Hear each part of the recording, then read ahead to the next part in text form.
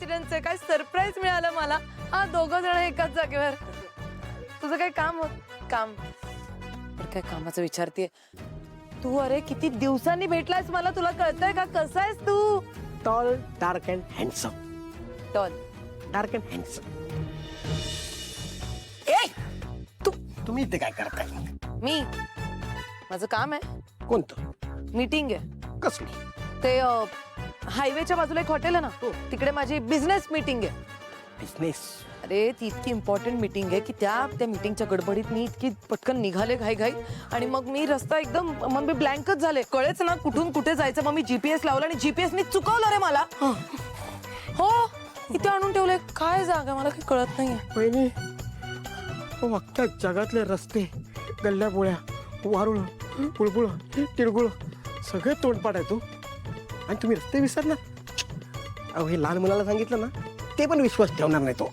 अहो, तुम्ही तर पत्ते शोधण्यात माहीर आहात, माहीर. खूप काम केलं ना दिवस रात्र की मग डोक्याचा होतो भुगा, मग काही गोष्टी लक्षात नाही राहत. तुला नाही कळणार ते. तू कुठे काही काम धंदे करतो एवढे? हा, तुला ही असली फालतूगिरी चांगली जमते. त्याच्यासाठी तर घेतलंय आपल्याला. इथे काय आलं सांग, काय जागा आहे? आणि संगीत तू गुरुकुलात आलास? संगीत गुरुकुलात का? का आलोय म्हणजे? आता तुम्ही तर माझा आवाज ऐकलाय, आता मला गाणं शिकवायची कोणी हिंमतच करणार नाही. मग का आलास ते सांग बाबा. ते एका ताईची केस घेतली. कोण ताई? क्षमाताई. कसली केस? डिवोर्सची केस. कोणाचा डिवोर्स? नवरा बायकोचा. तुम्हाला घ्यायचंय? अरे अहो, त्याच केसचे पेपर चेक करायला आलो मी. पण मला सांगा वहिनी, खरंच रस्ता विसरलात का?